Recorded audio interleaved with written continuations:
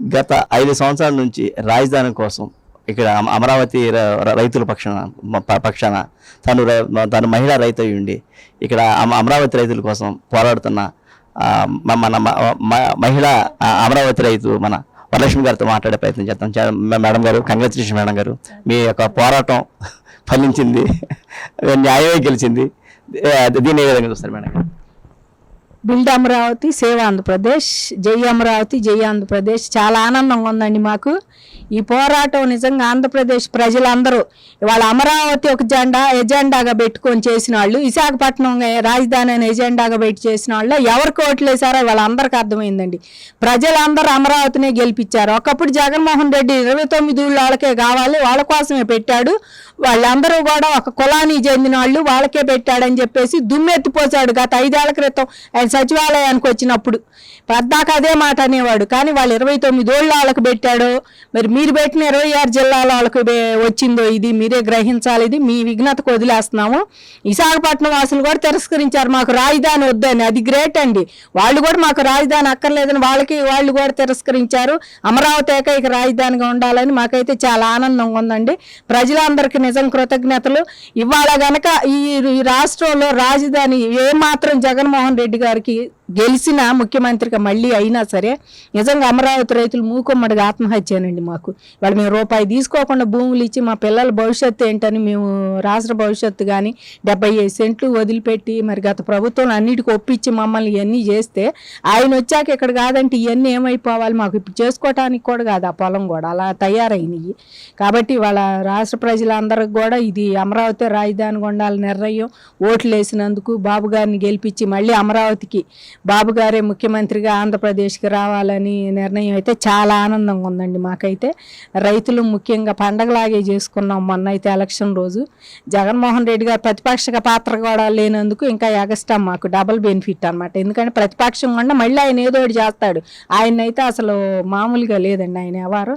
అందుకని ఆయనకి అది కూడా లేదు. దేవుడు నువ్వు అమరావతి వద్దన్నావు, మరి పోలవరం వద్దన్నావు, నీకు ప్రతిపక్ష పాత్ర కూడా లేకుండా చేశాడని మేము అనుకుంటున్నామండి. ఆయన జగన్మోహన్ రెడ్డి పెద్దానికి ఇది దేవుడి స్క్రిప్ట్ అని చెప్పేసి అంటున్నాడు. ఇప్పుడు రాసిన స్క్రిప్ట్ అయిందేనా దేవుడిదే? మరి అంతే కదండి. ఇప్పుడు దేవుడిదేగా 151 వచ్చినాయి అని మీరు ఎర్రవీగారు. మీరు ఏం మాట్లాడారో మీకే తెలియలే. మహిళలను కూడా చూడకుండా అమరావతి మహిళలను కడుపులో దన్నారా, కాళ్ళే బొట్టు లాగారు, చీరలే లాగారా, జల్లే లాగారు, ఈ చెవులు కూడా లాగితే కుట్లు వేయించుకున్నా అండి. నేనైతే ఈ పోలీసులు ఈ లాగుడికి మొన్న కుట్లు వేయించుకున్నా. నేను మళ్ళీ కుట్లు వేయించుకొని సరి చేసుకున్నా. ఆ రకంగా చెవులే లాగారా వాళ్ళు. అసలు ఏది కూడా పోలీసులు కాని పోలీసులు కూడా వచ్చారు మా దగ్గర పంపించారు. నేమ్ ప్లేట్ లేకుండా వచ్చేవాళ్ళు. ఏం పేరు మీకు పేరు అంటే వెనక్కి వెళ్ళిపోయేవాళ్ళు, మళ్ళీ ముందుకు వచ్చి నెట్టేవాళ్ళు మమ్మల్ని. పేరు చెప్పకుండా మీరు నేమ్ ప్లేట్లు లేకుండా వస్తే మీరు పోలీసులు ఎట్లా నమ్ముతాం, ఎక్కడ చేస్తున్నాం ఏందనే కూడా చెప్పకుండా వచ్చేవాళ్ళు అండి. ఆ రకంగా పోలీసులు మా మీద కుసిగొలిపాం. ఇవాళ దేవుడి స్క్రిప్ట్ నీకు రాశాడు, మధ్యలో 5 అసలు నీకు అటొకటి ఇటొకటి లేకుండా మధ్యలో రావాలని మేము కోరుకున్నాము. కాకపోతే నువ్వంతా కూడా దేవుడి స్క్రిప్ట్ అని అట్టాగే నీకు ఆ 2 ఒకట్లు వచ్చి నీ మధ్యలో 5 తీసేసుకున్నాడు దేవుడు. కాబట్టి ఎప్పటికైనా వాళ్ళు అనలైజ్ చేసుకోవాలి, మంత్రులు కానీ ఎమ్మెల్యేలు కానీ. మేము ఎంతవరకు ప్రజల్లోకి వెళ్ళగలిగాము, ప్రజల్లో మేము ఎంతవరకు చేయగలిగాము, మేము చేసే సంక్షేమ పథకాలను మనం చెప్పుకుంటున్నాడు కదా. ఏమైపోయినాయి ఓట్లన్నీ అవ్వాతాతలు మేలు చేసి అక్కా చెల్లె మేలు చేశా అని. మీ అక్కా చెల్లెళ్ళకి నువ్వు చేసిన మేలు, అవ్వాతాతలకు నువ్వు చేసిన మేలు, నీ జేబులో డబ్బులు కాదు ముందు అదొకటి. నువ్వు ఆంధ్రప్రదేశ్కి ఏదైనా ఇన్కమ్ 1 రూపాయి తెచ్చి పక్క నుంచి 1 రూపాయి అప్పు తెచ్చి చేస్తుంటే అప్పు తెస్తారు. ఏ ప్రభుత్వం అప్పులు మినహాయింపు ఏ ప్రభుత్వానికి ఉండదండి. ఏ రాష్ట్రమైనా అప్పులు తెచ్చుకొని రొటేట్ చేస్తానే ఉంటారు. ఈ రాష్ట్రానికి అప్పులు లేవంటానికి లేదు, ఎక్కడైనా దేశానికే ఉంది అప్పు. ఇక రాష్ట్రం ఎంత అయితే అలాంటి రాష్ట్రంలో మీరు ఇవాళ అప్పుల మేరే తీసుకొచ్చి గవర్నమెంట్ ఆఫీసులు కూడా తాకట్లు పెట్టి, రైతు బజార్లు కానీ కలెక్టర్ ఆఫీసులు ఏంటి ఎక్కడ గవర్నమెంట్ భూమి కనపడితే ఆ తాకట్టు పెట్టి మీరు చేయాల్సిన అవసరం లేదు కదండి. సంక్షేమం అంటే దాన్ని అభివృద్ధి కూడా తీసుకురావాలి. మరి సలహాదారులు అంతమంది పెట్టి క్యాబినెట్ హోదాలో వాళ్ళకి జీతాలు వాళ్ళని తీసుకొచ్చి రాష్ట్రాన్ని గొల్ల చేశాడు. తనకిష్టమైన వాళ్ళని పోయిన సలహాదారులు వాళ్ళ రాష్ట్రానికి ఏమైనా లాభం ఉందా అంటే అది లేదు. కాబట్టి రాష్ట్రాన్ని గొల్ల చేసి ఆంధ్రప్రదేశ్ అంటే ఎక్కడ ఉందా అని లేకుండా మూలన బారేసి మరి మీరు మాట్లాడిన ఇసుక కానీ మైనింగ్ కానీ మట్టి కానీ లిక్కర్ కానీ ఈ స్కాములన్నీ చేసి మీ మంత్రులు మీరు బాగుపడిందే మీరు ఎవరిని ఏలు పెట్టని ఇలా ఇవాళ ఆడాళ్ళని కూడా లేకుండా ట్రాక్టర్లతో తొక్కి చంపించారు. మరి కారుల్లో పోయే వాళ్ళని కూడా ఇంత పెద్ద మొద్దులు పెట్టి కారు లోపలికి పెట్టిన వాళ్ళకి సీట్లు ఇచ్చి పక్కన పెట్టుకున్నారు. డ్రైవర్లను చంపి ఇంటికి తీసుకొచ్చినా నువ్వు పక్కన పెట్టుకొని తిరుగుతున్నావు. ఇలాంటి వాడికి ఓట్లు ఏమి వేస్తామని జనం కూడా సైలెంట్ ఓటింగ్ జరిగిందండి. వాళ్ళే అన్నారు సైలెంట్ ఓటింగ్ అంతా మాకే వేశారని. సైలెంట్ ఓటింగ్ మీకు జరగల, సైలెంట్గా ఓటింగ్ చేశారు. సైలెంట్ బయటపడితే నువ్వు ఎక్కడ పెన్షన్లు తీసి అక్కడ ప్రాణాల మీద తీసుకొస్తావోనని ఎవరి కాళ్ళు బయటపడకుండా మేమంటే తప్పలేదు కనుక ఉద్యమం అమరావతిలో భూములు ఇచ్చాం కనుక మేము ఇక రోడ్డు మీద పడిపోయాం. అట్టా పడకుండా ఉండి నీకు ఓట్లు వేయకుండా ఇంకా ఏపించిన వాళ్ళు బొచ్చడి మంది ఉన్నారు. బోల్డ్ మంది పోయినసారి వేసాం, ఈసారి నా ఓట్లు కాదు నా చుట్టుపక్కల వాళ్ళకి కూడా వేపిస్తా అన్నాళ్ళు బోల్డ్ మంది ఉన్నారు. కాబట్టి వాళ్ళని అపజయానికి కారణం ఏంటో మీరే ఎత్తుక్కొని మీరు అనలైజ్ చేసుకొని మీ ఆత్మసాక్షికి మీరు తెలుసుకోవాలి. ఎక్కడే ఓట్లు అవ్వా తాతలకు నువ్వు చేసింది ఏమీ లేదు. సంక్షేమ పథకాలను అప్పులు లేకుండా ఏదైనా ఆదాయం తీసుకొస్తావు, నువ్వు తీసుకొచ్చి ఇస్తే బాగుంటుంది. అభివృద్ధి సంక్షేమం రెండు కళ్ళని నీకు మరి అర్థం కాలేదేమో తెలీదు.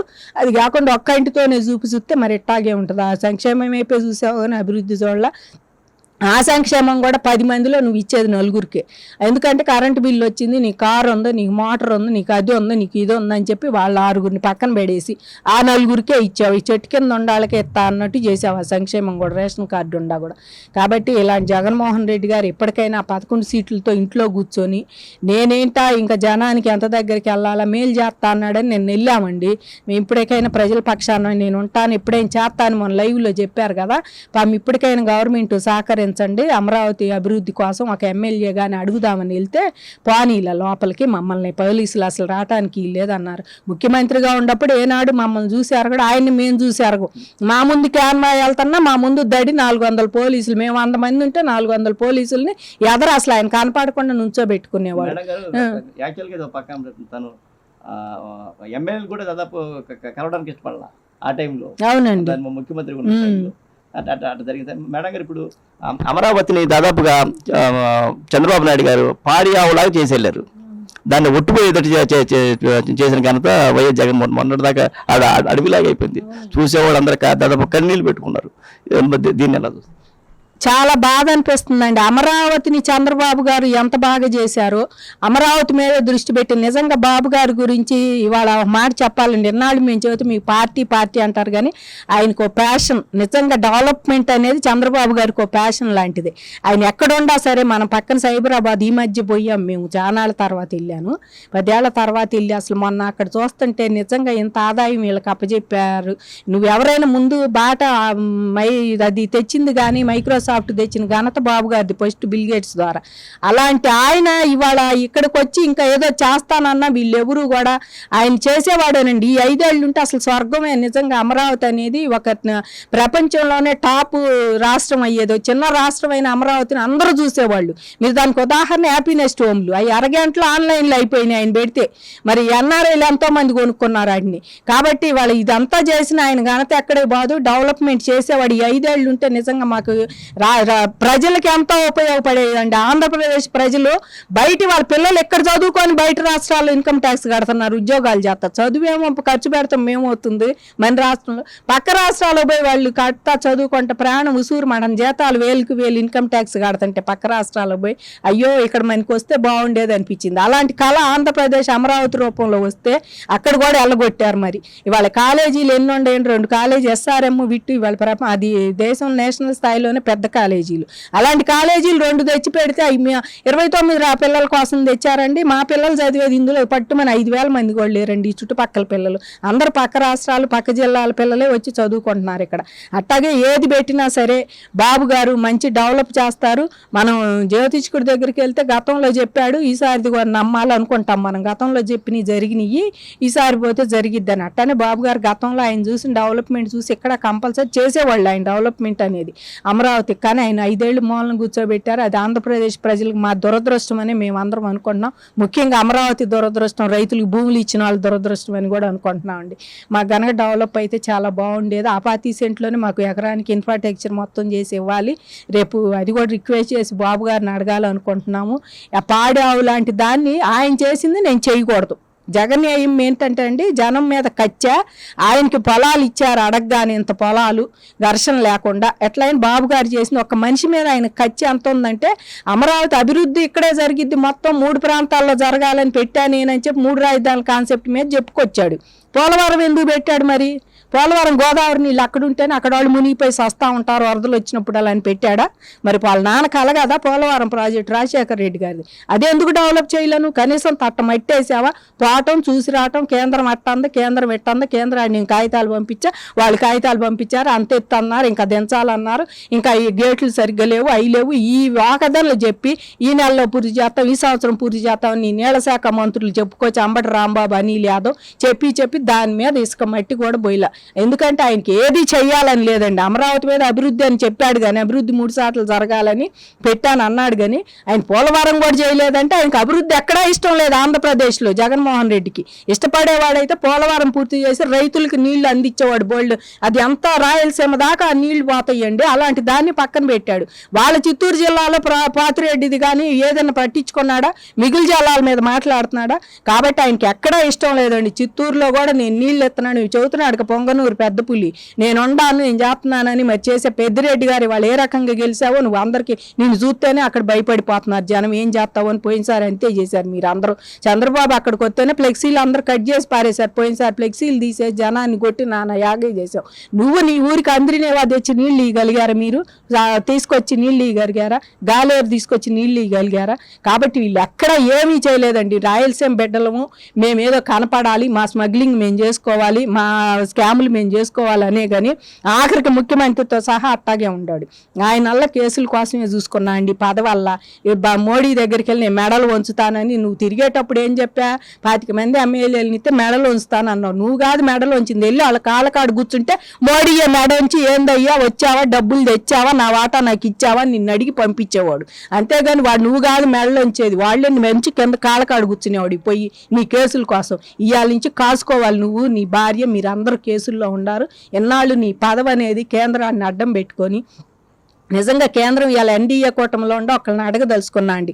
సిబిఐ చేయలేని పని రాష్ట్రంలో సిఐడి చేసిందంటే మాకు చాలా ఆశ్చర్యంగా ఉంది. సిబిఐ వచ్చి ఒక అతని మీద సాక్ష్యాలు ఉండ కనీసం ఆయన్ని మేము ఊరికి ఇన్ఫర్మేషన్ కోసం పిలుస్తున్నామండి, ఆయన ఏది లేదని ఆయన్ని పిలిచినా కూడా ఆయన పాపోయ్యాడు. ఎవరు? ఎంపీ గారు అవినాష్ రెడ్డి పాపయ్యాడు. ఒక ఊరు జనం వచ్చి మమ్మల్ని బానీలేదని సిబిఐ వెనక్కిపోయిందంటే సిగ్గుసేటు. అదే సిఐడి వచ్చి మరి 14 ఏళ్ళు ముఖ్యమంత్రిగా చేసిన ఆయన లాక్కుపోతుంటే ఎవరు మాట్లాడలేకపోయారు. అది ఆశ్చర్యంగా ఉంది. నీ బతుకు ఇక్కడి నుంచి అదే ఎన్డీఏ కూటమిలో అందరు కలిసిన తర్వాత నీ బతుకు ఇక్కడి నుంచి సిబిఐకి నీకు రోజు వాయిదాల కేసులు ఉండే, నీకేం తక్కువ కేసులు ఉండయ్యా, రోజు వాయిదాకి వెళ్ళాలి నువ్వు. 3000 చిల్లర వాయిదాలు నువ్వు అడ్డం పెట్టుకోరు. మా మీద అండి 24 కేసులు పెట్టాడు. వాయిదాకు బాపోతే ఒకరోజు జడ్జి అన్నాడు ఈ కేసులకే మీరు కనుక అందరూ వస్తే బాగుంటుందమ్మా, రాపోతే 2 వాయిదాలు రాపోతే 3వ వాయిదాకి మీకు అరెస్ట్ వారెంట్ ఇస్తాను జడ్జి చెప్పాడు. మమ్మల్ని రాలేదని 2 వారాలు ఒక ఆవిడ చెబుతున్నాడు.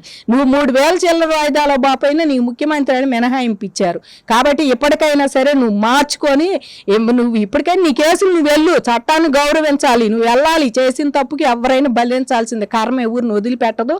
మీ నాన్నగారి హయాంలో ఐఏఎస్ని ఐపీఎస్ని ఎన్ని కోర్టు మెట్లు ఎక్కించావో, ఎంపీగా ఉండి 6 సంతకాలు పెట్టించి 7 సంతకాలు పెట్టి అందరు నువ్వే వెనక పాత్రదారి సూత్రధారి అప్పుడు కూడా పెట్టించావో. ఇప్పుడు కూడా నువ్వు అదే స్థాయిలో నీ వెనకల నీ జైలు మేట్స్ రెడీగానే ఉండారు. ఐఏఎస్లు ఐపీఎస్లు మాకేంట్లో 151 వచ్చినాయి. ఈసారి కూడా అన్నీ వస్తాయి, ఇంకా ఎక్కువే వస్తాయి. జగన్ గారు అక్కడ తాకట్టు పెట్టి సంక్షేమ పథకాలు ఇసిరేస్తున్నాడు, మళ్ళీ మాకే ఓట్లు వేస్తారని కింద పైన కానకుండా ఐపీఎస్లు ఐఏఎస్లు ఏ రకంగా సంతకాలు పెట్టారో నిన్న బాధ అనిపించింది. ఐఏఎస్ వస్తే ముక్తసరిగా మాట్లాడాడు బాబు గారు. అంటే ఆయనకి చదువు అంటే వృత్తి పట్ల ఎంత గౌరవిస్తాడో ఎదటాలని. మీరు చేసిన పనులకి మీరంతా చదువుకొని కూడా 5 ఏళ్ళు వచ్చిపోయే పాలకులకి వాళ్ళ కోసం తలొగ్గి మీరు 30 ఏళ్ళ కెరీర్ని పణంగా పెట్టి చేస్తున్నారు. సంతకాలు పెడతాం కానీ ఏదైనా మేము పెట్టలేమండి అంటే మిమ్మల్ని ఇంకో పోస్టుకు పంపిస్తారు, లేకపోతే కొన్నాళ్ళు సెలవుల్లో ఉంచుతారు. ఉండొచ్చు కదా, మీరు చదువుకొని కనీసం మనస్సాక్షి లేదు. ఎప్పటికైనా ఐఏఎస్లకి ఐపీఎస్లకి మేము ఒకటే చెప్పదలుచుకున్నాం, ప్రభుత్వాలు ఏదైనా కానీ మీ మనస్సాక్షికి మీ పిల్లల దగ్గర మీ ఇంట్లో వాళ్ళకి జవాబుదారీతనంగా మీరు ఉండండి. ప్రజలకు మేలు చేయడం మీరు దేనికైతే వచ్చారో చట్టాన్ని గౌరవించండి, కాపాడండి. అంతేగాని చెప్పి రాజ్యాంగ రాజ్యాంగాన్ని చట్టాన్ని రెండు కాపాడే బాధ్యత మీకుంది. అది గౌరవించమని మేము కోరుకుంటున్నామండి. ఎందుకంటే అమరావతి రైతులు బలి అయిపోయాం. సిఆర్డీఏ చట్టం చేసిన అధికారి ఒక్కడు రాలా మా ముందుకి ఇంతవరకు. 1635 రోజులు ఇప్పటికి మా ముందు మేము చేసామమ్మా చట్టం, మీకు రాకపోతే మేము పోరాడతాం మీ తరపు నుండి, ఆ రోజు చేసామన్నాళ్ళు లేడు ముందుకొచ్చి.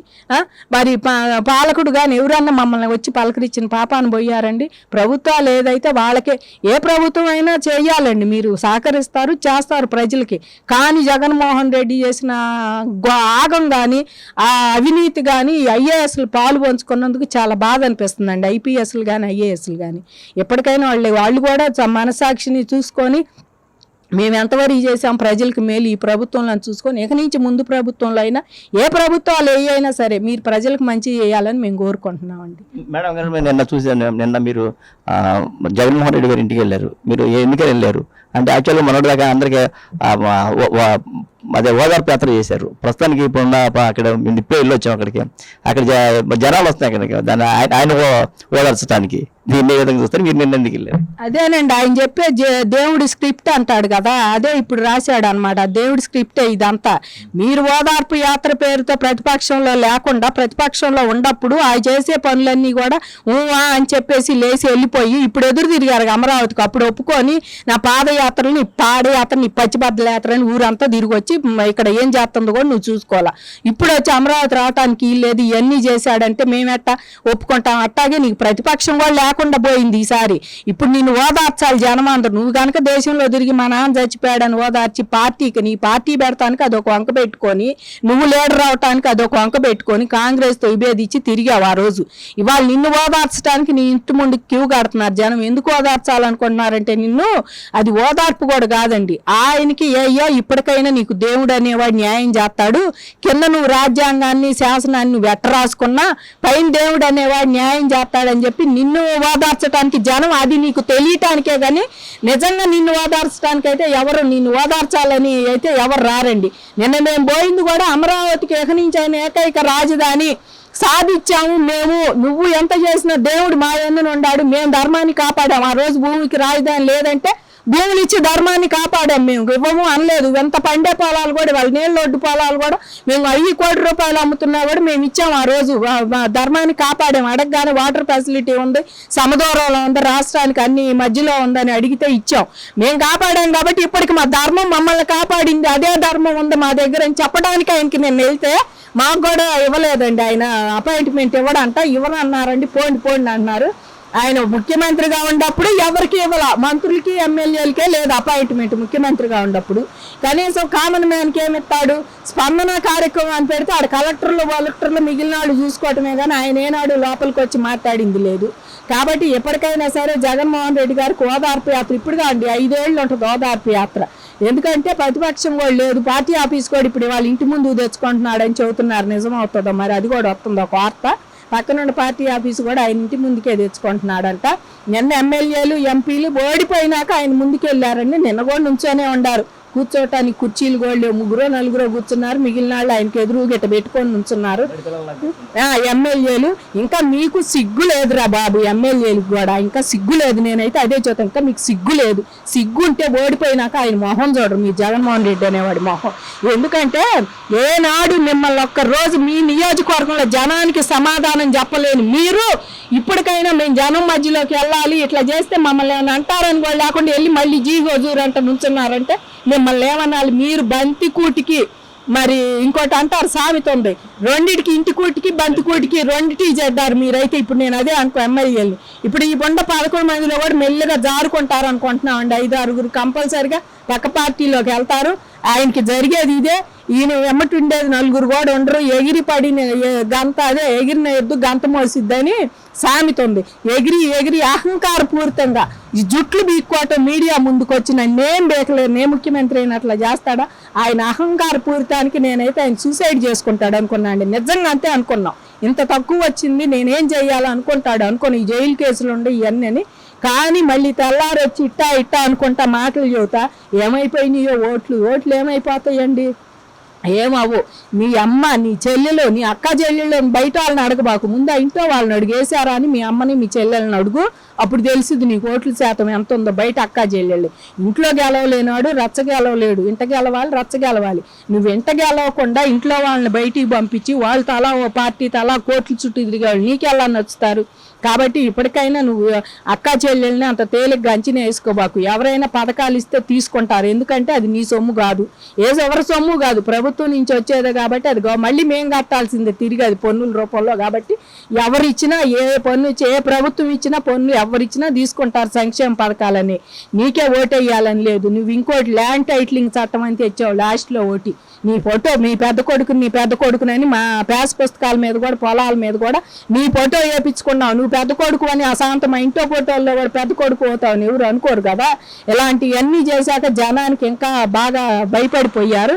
ఈ ల్యాండ్ టైటిలింగ్ చట్టం ఏంది, అమ్మాలన్నా కొనాలన్నా ఒక అధికారికి చెప్పాలి, ఒక అధికారికి చెప్పి చేసుకోవాలి, సంతకాలు ఉండాలి, మీ దగ్గర జిరాక్సులే మా దగ్గర అసలు ఉంటే ఇవన్నీ చెప్పుకొచ్చేపటికి నిజంగా జనానికి భయం వేసిందండి. ఈ నిజంగా అంత పని చేస్తారు, ఎందుకంటే వీళ్ళు ఆఖరి కబ్జాలు రాయిళ్ళు, వీళ్ళంతా కబ్జాలు రాయిళ్ళే. ఈయన ముఖ్యమంత్రి గారు అంటే ముఖ్యమంత్రి గారు అనకుండా వాళ్ళంతా కబ్జా రాయిళ్ళే. అందుకని అందరికి భయం వేసి కూడా సగం ఓట్లు కూడా ఈ లాస్ట్ సీన్లో కూడా ఇంక ఓట్లు వేయకుండా ఇటు వేసారండి. ఎమ్మెల్యేలను కూడా ఎదురు తిరిగి కొట్టే స్థాయిలో జనం వచ్చారు. అది నీ ప్రభుత్వంలో, అది గమనించండి. ఎమ్మెల్యేలు సిగ్గుపడి చావండి మీరు. వచ్చిన ఎదురుగా వచ్చి నా చెంప మీద కొట్టబోయాడు ఎమ్మెల్యే, కొట్టాడని ఒకడు, కొట్టబోయాడని ఒకడు. ఇప్పుడు పిన్నెల్లి రామకృష్ణ అయితే కొట్టబోయాడు, ఆయన ఎదురుగా వచ్చి నెట్టారు. కానీ అట్లాగే మరి ఎమ్మెల్యే శివకుమార్ గారిని కొట్టాడు కూడా. ఇంకా ఆడు సిగ్గు లేకుండా వచ్చి చెబుతున్నాడు తాగొచ్చాడు, మా ఆవిడని తిట్టాడని. మీ ఆవిడని వాళ్ళు ఎందుకు తిడతారని ఎంత తాగొచ్చినా. కాబట్టి ఎమ్మెల్యేల పరిస్థితి ఏందో వాళ్ళు ఊళ్ళో దొరికితే తన్నేటట్టు ఉండారని. నిజంగానే వాళ్ళు దొరికితే కనుక వాళ్ళు చేసిన అరాచకాలకు కడుపు మండిపోయి జనం కొట్టేటట్టుండారు. ఇప్పటికైనా ఎమ్మెల్యేలు ఇంట్లో ఉంటే బాగుంటుంది. ఇంకా సిగ్గు లేకుండా జగన్ ముందు నుంచోవటం మాకైతే నచ్చలేదు. మళ్ళీ మీరు జనంలోకి రావాలన్నా ఈ 5 ఏళ్ల తర్వాత 5 ఏళ్ళలో నా జగన్ వదిలిపెడితే బాగుపడతారు, జనాన్ని మంచి చేయాలనుకుంటే బాగుపడతారండి. మేడం గారు, ఇంకా లాస్ట్ క్వశ్చన్ మేడం గారు, ఇప్పుడు దాదాపుగా ధ్వంసం అయిపోయింది అమరావతి అనేది, ధ్వంసం అయింది చెట్టు మళ్ళీ మొదటిగా నుంచి చేసిన పరిస్థితి ఉంది. దీని విధంగా చూస్తారు. ధ్వంసం అయిపోవటం ఏంది? అమరావతిలో ఉద్యమం ఇవాళ 1630 రోజుల నుంచి జరిగిందంటే జగన్ వచ్చిన కాడి నుంచి నిజంగా అండి ఎంత బాధలు పడ్డారు. 270 మంది చచ్చిపోయారు. వాళ్ళ అమరావతి రైతులు 270 మంది చచ్చిపోయారు. అమరావతి అయితే ఇప్పుడు వచ్చిద్దని సంతోషపడుతున్నాం, కానీ పోయిన వాళ్ళు తిరిగి వస్తారండి. వాళ్ళ కుటుంబాలకి మరి బాధ, ఎవరు బాధ్యత? పిల్లలు ఉన్నారు, చదువుకునే పిల్లలు ఉన్నారు, చిన్నపిల్లలు ఉండాళ్ళు కూడా చచ్చిపోయారండి హార్ట్ అటాక్ వచ్చి. మరి వాళ్ళకి బాధ ఎవరు? వాళ్ళకి బాధ్యత చెప్పండి. అట్లాగే ఇవాళ చిన్న రైతులు 26,000 మంది ఉండం. మేము 5 ఎకరాలు లోపిచ్చిన వాళ్ళు, మా 2 ఎకరాలు 3 ఎకరాలు ఉండాలి, 26,000 మంది ఉండం. ఈ 26,000 మందిలో 2-3 ఎకరాల కౌళ్ళతోనే మా సంసారాలు గడుపుతాయండి. పిల్లలకి చదువులు, బ్యాంకు కాగితాలు తీసుకెళ్తే పిల్లలు బయటికి వెళ్ళాలని పెడతాను తీసుకెళ్తే నేనే వెళ్ళా. బ్యాంకు మేనేజర్ ఈ చిత్తు కాగితాలతో సమానం అమ్మా, దేని పనికి రావు, మా జోనల్ ఆఫీస్ నుంచి ఆర్డర్ మీ ఏం పెట్టుకోవద్దన్నారు ఇక్కడ అని చెబితే ప్రాణం మాకు అసలు చచ్చిపోయిందండి అక్కడే. మరి ఇంకేం చేసుకోం మేమంటే, ఏం చేసుకుంటారు మాకేం తెలుసమ్మా, మా అన్నారండి. జనం నిజంగా ఆవేదన అయితే 5 ఏళ్ళలో చెప్పలేమండి. చచ్చిపోయిన వాళ్ళు కానీ పిల్లల భవిష్యత్తు పాడైపోయింది. పిల్లలు బయటకు వచ్చిన పిల్లలకి బయటకు వెళ్ళటానికి లేదు. ఆ కోపం తల్లిదండ్రుల మీద చూపించటం, పిల్లలు మేము ఇంట్లో కూర్చొని ఏం చేయమంటారు అంటాం. పనులు లేవు, పక్క రాష్ట్రాలు పోయి ఏమన్నా చేసుకోవటానికి కూడా ఇంకా పిల్లల్ని చదివించాలి. ఇప్పుడేం చేసుకుంటారు? అరకొర చదువులకి ఏం వస్తుందండి ఉద్యోగం? అక్కడ పోయి అయినా ఉండాలి, తినాలి కదా. ఇలాంటివి ఎన్నోనండి బాధలు. అమ్ముకున్నారు తక్కువ రేటుకి, 25,000కి 10,000 కూడా అమ్ముకున్నారు గజం. ఇప్పుడు 40,000 అమ్ముతుంది. అది ఆ 10,000కి అమ్ముకున్న వాళ్ళు తిరిగి వచ్చిద్దండి వాళ్ళ పొలం వాళ్ళకి? రాదు కదా. కాపురాలు పోయిన పసిపిల్లని ఎత్తుకొని కట్నం కోట్లని ఇచ్చారు ఆ రోజు. ఇవాళ ఏదీ లేదని పసిపిల్లని ఎత్తుకొని కాపురాలు పోయిన ఆడపిల్లలు ఇంటికి వచ్చి కూర్చున్న వాళ్ళు ఉండారండి. ఇవన్నీ తెలియవు కదా మీకు. కోడళ్ళ కట్నాలు తీసుకొని వచ్చిన కొడుకులకి కోడళ్ళని తెచ్చుకున్నాం ఈ ఆస్తులు చూపించి, వాళ్ళు కూడా తిరస్కరించి మరి మా పని ఇక్కడ ఉంటే ఎట్లా అని కొడుకుల్ని లాక్కుపోయిన కోడళ్ళు ఉండారు. ఇక్కడ వద్దు, ఉండటానికి లేదు, పని లేదు, పాట లేదు, అక్కడ ఇక్కడ ఉండేది. అప్పుడు అంత అన్నారు ఇంత అన్నారని ఇలాంటి ఎన్నో కాదులండి. అమరావతి రైతులు 5 ఏళ్ళలో మేము నిజంగా సాధించామంటే మాకు జరిగిపోయిన జీవితం రాదు కదా. 5 ఏళ్ళలో ఆరోగ్యాలు పాడైపోయినాయి. నిజంగా చాలా బాధలు పడ్డారండి. అందరూ బాధలు పడి ఇప్పుడు వచ్చిందంటే వచ్చింది ఆ సంతోషమే, కానీ పోయిన జీవితాలు మాకు ఆరోగ్యాలు రావు, పోయిన ప్రాణాలు రావు, పిల్లల భవిష్యత్తు రాదు, పిల్లల వయసు రాదు కండి. 5 ఏళ్ళలో బయటకు వచ్చిన వాళ్ళు కానీ, వెళ్ళాలనుకున్న వాళ్ళు కానీ, డబ్బు లేక ఆగిపోయిన వాళ్ళు కానీ, ఇవన్నీ ఎన్నో బాధలండి. ఇప్పటికైనా ఈ రాష్ట్రాన్ని బాగు చేస్తారు. పడ్డాము, ఇంకా ఉన్న పిల్లల భవిష్యత్తు అయినా బాగుంటుందని ఆశ. బాబు గారిని రిక్వెస్ట్ చేసి CRDA చట్టం మాది అయిపోయిందండి గడువు, మరి ఇప్పుడు ఉమ్మడి రాజధాని కూడా అయిపోయింది గడువు. మరి ఇప్పుడు పిల్లలకి అటు పోవటానికి కోటా సీట్లు ఉంటాయి కదా, కాలేజీ సీట్లు, మరి అవన్నీ బాబు గారు తీసుకొని మళ్ళీ దాన్ని పొడిగిస్తాడని చెప్పి పక్కన ఉన్న ముఖ్యమంత్రి కూడా సానుకూలంగా స్పందిస్తారు కనుక మరి కాలేజీలో మరి వీళ్ళ కోటా ఉమ్మడి రాజధాని ఉన్నప్పుడు సీట్లు ఉంటాయి, ఇప్పుడు అయిపోతాయి కదా, ఇవన్నీ చూసుకుంటారని. ఇక్కడేం కాలేజీలు ఏమి లేవు, అయ్యే కాలేజీలు. ఇవన్నీ ఆలోచించుకొని మంచి భవిష్యత్తుని తీసుకొస్తారని బావగారు ఆశ ఉందండి. రిక్వెస్ట్గా అయితే అడుగుతాం మేము. ఇప్పుడే ఉద్యమం అయితే నిరసన అయితే మానమండి. మా కౌళ్ళు కానీ అసైన్డ్ భూములు కానీ, ఎస్సీలు పాపం వాళ్ళకి 5 ఏళ్ళ నుంచి భూములకి అసైన్డ్ భూములు కౌలు కూడా లేదండి, అమ్మటానికి లేదు, కొనటానికి లేదు. పట్టా భూములు వాళ్ళకి మళ్ళీ వాళ్ళకి రిటర్నబుల్ ఫ్లాట్స్ ఇచ్చాడు బాబు గారు ఉన్నప్పుడు, అమ్ముకున్నారు. వాళ్ళకి ఈయన వచ్చాక అసలు కొనటానికి అమ్మటానికి ఏమీ లేవు, ఆ ఫ్లాట్లు కూడా రద్దు చేశాడు. ఇవన్నీ మళ్ళీ తిరిగి కోలుకోవాలి.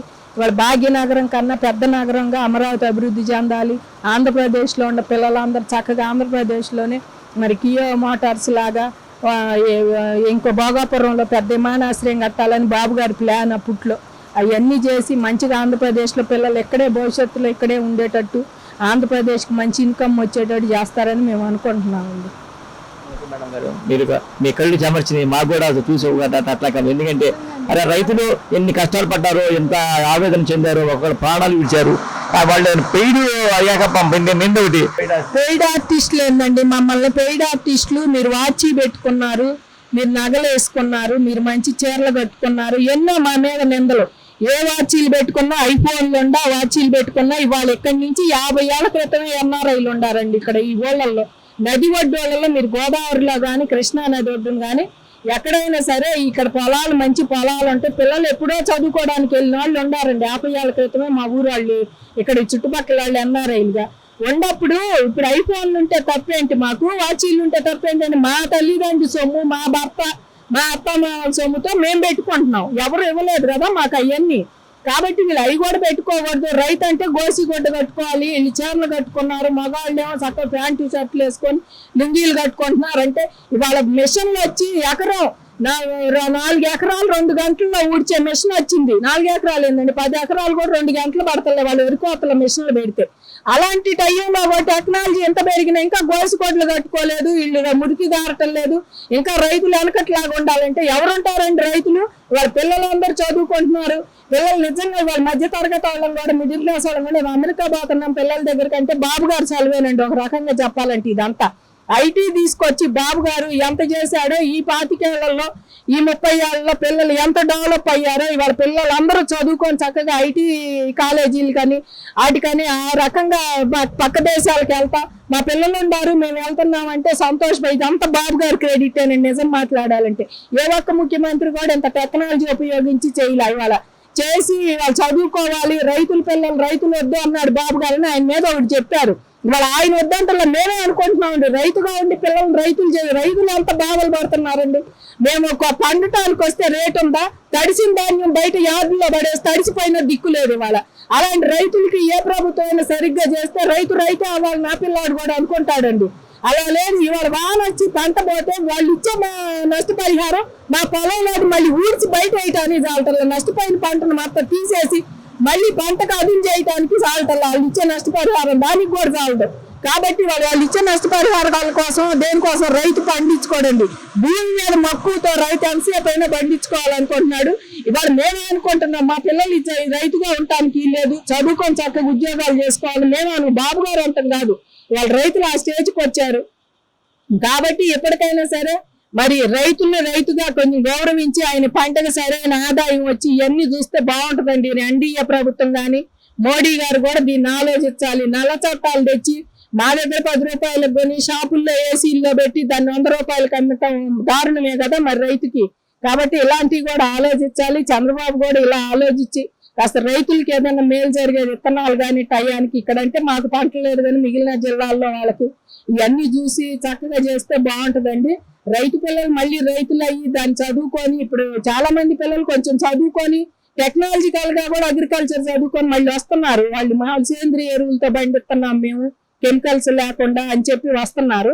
అలాంటి అన్ని తీసుకొచ్చి చదువుకునే పిల్లలకు కూడా ఇప్పుడు బాబు గారు అలాంటి వాటికి కూడా ఎంకరేజ్ చేస్తారని అనుకుంటున్నాం అండి మేము వస్తే కనుక. ఓకే మేడం గారు, మంచి విషయాలు మాకు మాట్లాడండి. థ్యాంక్ యూ మేడం గారు. విష్ ఆల్ ది బెస్ట్ అండి.